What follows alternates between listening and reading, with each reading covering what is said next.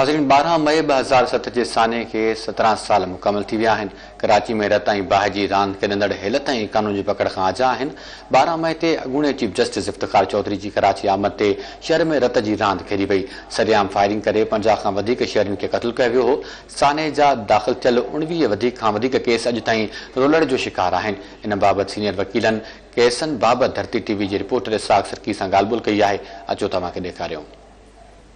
खुलेआम रोडों पे जिस तरीके से मासूम लोगों का कत्लेआम हुआ, उसमें मुखला भी कुछ शहीद हुए, जिस तरीके से उन्होंने ये काम किया, मेरे ख्याल से ये हमारे ऊपर एक दब्बा है और ये दब्बा जो है तभी अब धुल सकता है अगर उन लोगों की जानों से इंसाफ किया जाए और जो उसमें मुलविस लोग हैं उनको सजा दी जाए। ऑपरेशन में I was senior prosecutor rangers की तरफ़ां ऐं जेके असां माण्हू ॿुधा उन्हनि खे कन्विक्शन थियूं ऐं जेके इन्वॉल्व हुया उन्हनि खे माना कैफ़रे किरदार तक असां पहुचायो।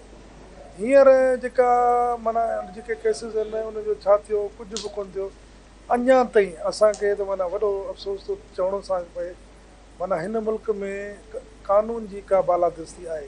अदलिया खां ऐं जेके इदारा आहिनि सभिनी सां असांजो इहो मुतालबो हूंदो त असांजे इहे जेके क़ीमती जानियूं असांजे वकीलनि जूं ज़ाया थियूं उन्हनि खे इंसाफ़ ॾिनो वञे, उन्हनि जे लवाहिकीन सां इहो जेको इंसाफ़ कयो वञे। इंसाफ़ न मिलियो आहे। एतिरो साल गुज़रण खां पोइ बि हुननि जे लवाहिकीन खे उन्हनि वकीलनि खे अञा ताईं को इंसाफ़ न मिलियो आहे।